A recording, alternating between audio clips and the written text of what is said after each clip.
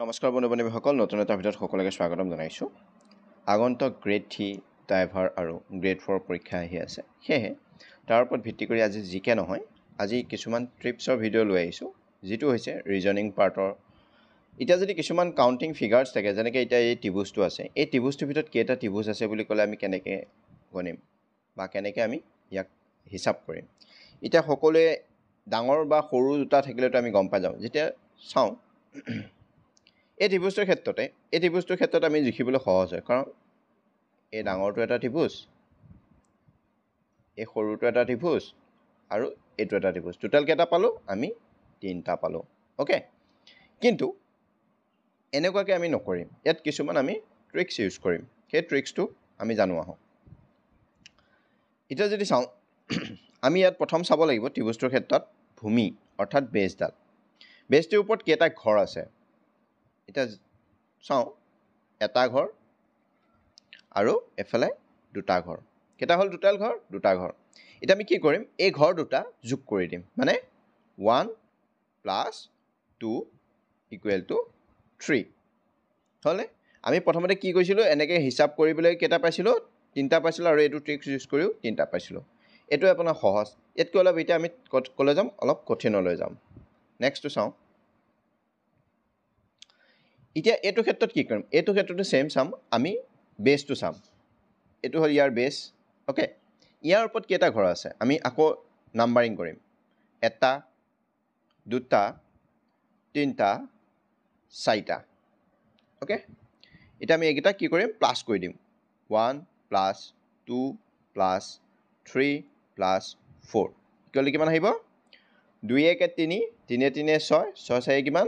10। এতিয়া কেইটা পালোঁ? টোটেল 10টা ত্ৰিভুজ পালোঁ। হ'ল। প্ৰথম আমি এইটোত 3টা পালোঁ, তাৰপিছত 10টা পালোঁ। এতিয়া এইখিনি গম পালে কেনেকৈ কৰিব লাগিব? প্ৰথমতে বেজটো চাব লাগিব, বেজটোৰ ওপৰত যেইটা ঘৰ আছে সেইটোক নাম্বাৰিং কৰিব লাগিব, তাৰপিছত প্লাছ কৰি দিব। প্লাছ কৰি যিটো পোৱা যায় সেইটোৱে হ'ব ইয়াৰ সম্পূৰ্ণ ত্ৰিভুজ। এইটোত 3টা ত্ৰিভুজ আছে, এইটোত 10টা ত্ৰিভুজ আছে। এতিয়া গম পালে কেনেকৈ কৰিলে? এইটো ট্ৰিক্স ইউজ কৰিব। ইয়াতকৈ যদি অলপ জটিলকৈ আহে তেনেহ'লে কি কৰিব? এতিয়া যদি এইটো ক্ষেত্ৰত কি কৰিব? এইটোতো তলতো দিছে, ওপৰতো দিছে, কি কৰিব এতিয়া এইটো? ঠিক সেইটোৱে চাম আমি। ইয়াতো আমি কি কৰিম? নাম্বাৰিং কৰিম। অ'কে, 1, 2, 3, 4। মই কি কৈছিলোঁ? বেজটো সদায় চাম। বেজটোৰ ওপৰত যেইটা ঘৰ আছে আমি সেইটোক নাম্বাৰিং কৰিম। এতিয়া এইটোৰ ওপৰতো বেজ আছে নে? এইটো এটা বেজ হয় নে নহয়? ভূমি হয়নে নহয়? ইয়াৰ ওপৰতো আমি নাম্বাৰিং কৰিম। 1, 2। আৰু এইটো এটা ভূমি হয়নে নহয়? ইয়াৰ ওপৰত আমি নাম্বাৰিং কৰিম 1। এতিয়া কি কৰিম? আকৌ এইকেইটাক যোগ কৰি দিম। 1 + 2 + 3 + 4 হ'লে কিমান হ'ব? 3, 3 × 3 = 6, 6 × 4 = 10। অ'কে, আৰু এইটোতো কোনো নাই, সেইটো কাৰণে 1। এইটো 1 + 2 কিমান হ'ব? 3। এতিয়া আমি গোটেইকেইটা যোগ কৰি দিম। 10 + 3 + 1 = কিমান হ'ল? 13, 14টা। এই টোটেল ত্ৰিভুজটোত কেইটা ত্ৰিভুজ আছে? 14টা ত্ৰিভুজ আছে। এতিয়া মনত ৰাখিব, কি কৰিলোঁ আমি? যিমানে যি নহওক আমি সদায় ভূমিটো চাম। ভূমিটোৰ ওপৰত কেইটা আছে সেইখিনি চোৱাৰ পিছত সদায় এইটো চাম, তাৰ ওপৰত নাম্বাৰিং কৰিম। আকৌ যদি ইয়াতো যদি কনফিউজন লগাই দিয়ে, আমি সেইটোতো নাম্বাৰিং কৰিম। ইয়াত আমি কেইটা পালোঁ? এই গোটেইখিনি মিলাত কেইটা পালোঁ? 14টা। আকৌ ইয়াতো যদি থাকে আমি 1, 2 দি ল'ম, তেতিয়া হ'ব 3, 17টা। হ'ল। ঠিক তেনেকৈ আমি কৰিব লাগিব। আকৌ ইয়াতকৈ যদি এনেকৈ বেছিকৈও দি দিয়ে, একেই এপ্লাই, চবতে একেই এপ্লাই কৰিব, খালি ইয়াত কাউণ্টিংকেইটা বঢ়াই যাব। নাম্বাৰকেইটা খালি ভূমিৰ ওপৰত যেইটা ঘৰ থাকে সেইকেইটাকে আপোনালোকে নাম্বাৰিং কৰিব। হ'ল। এইটো এতিয়া ত্ৰিভুজৰ ক্ষেত্ৰত। ইয়াত যদি এতিয়া বৰ্গৰ ভিতৰত যদি ত্ৰিভুজ দি দিয়ে কেনেকৈ কৰিব? আহকচোন সেইটো চাওঁ। এতিয়া এইটো বৰ্গৰ ভিতৰত কেইটা ত্ৰিভুজ আছে বুলি ক'লে আমি কেনেকৈ জানিম? এইটো এটা ট্ৰিক্স আছে, সেইটোত আমি প্লাছ কৰিছিলোঁ, এইটোত এটা বেলেগ এটা ট্ৰিক্স ইউজ কৰিম। এতিয়া যদি চাওঁ আমি এইটোক আমি কেইটা ঘৰ আছে, এইটোত আমি ঘৰকেইটা চাম, কেইটা আছে? 1। আমি এইকেইটা নাম্বাৰিং কৰিম এতিয়া। 1, 2, 3, 4। কিমানটা পালোঁ? লাষ্ট ডিজিট কোনটো পাইছোঁ? 4 পাইছোঁ। এতিয়া আমি একো নকৰিম, জাষ্ট 4ৰ লগত 2 এটা মাল্টিপল কৰি দিম। 4 × 2 = 8। টোটেল কেইটা ত্ৰিভুজ আছে এই ত্ৰিভুজটো বৰ্গটোৰ ভিতৰত? 8টা ত্ৰিভুজ আছে। ঠিক তেনেকৈ কৰিব লাগিব।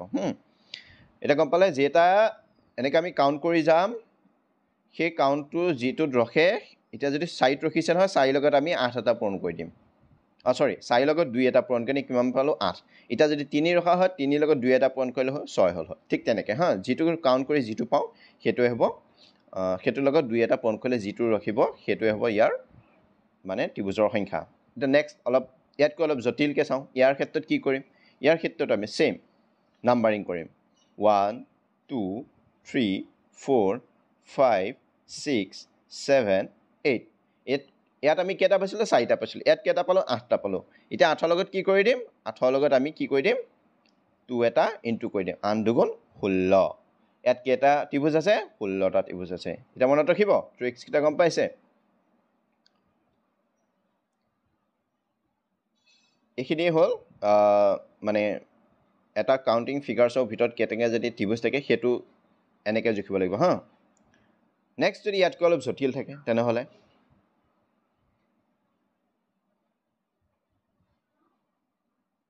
আমি সেইকেইটা ক্ষেত্ৰত কেনেকৈ কৰিলোঁ বুজিলোঁ এতিয়া নেক্সট এইটো তাতকৈ অলপ জটিল আহিলে এইকেইটা ক্ষেত্ৰত আমি নাম্বাৰিং কৰি দিলোঁ ধুনীয়াকৈ লাষ্টত যিমানটো থাকে সেইটোৰ লগত আমি 2 এটা এণ্ট্ৰি কৰিলোঁ ঠিক তেনেকৈ এইটোৰ লগত আমি কি কৰিম সেইটো চাম আমি ট্ৰিক্সটো চাওক এতিয়া ইয়াত কেইটা ঘৰ আছে আমি প্ৰথমতে বাহিৰৰকেইটা চাম মানে এই সৰু বৰ্গটোৰ বাহিৰৰখিনি চাম আমি এইটোতো কাউণ্ট কৰিম 1 2 3 4 5 6 7 8 হ'ল আকৌ আমি তলৰ ভিতৰটো কাউণ্ট কৰিম 1 2 3 4 5 6 7 8 অ'কে এতিয়া আমি বাহিৰতো কি কৰিম বাহিৰতে কিমান পালোগৈ টোটেল 8টা 8 ইনটু 2 কিমান আহিব 16 ভিতৰটোতো আমি কাউণ্ট কৰি কেইটা পালোঁ 8টা 8 ইনটু 2 16 তাৰপিছত কি কৰিম এই যিকেইটা ৰখিলে সেই দুটাক আমি প্লাছ কৰি দিম টোটেল কিমান পালোঁ 32টা এই গোটেই স্কুৱেৰটোৰ ভিতৰত কেইটা ত্ৰিভুজ আছে বুলি ক'লে আমি এতিয়া ক'ব পাৰিম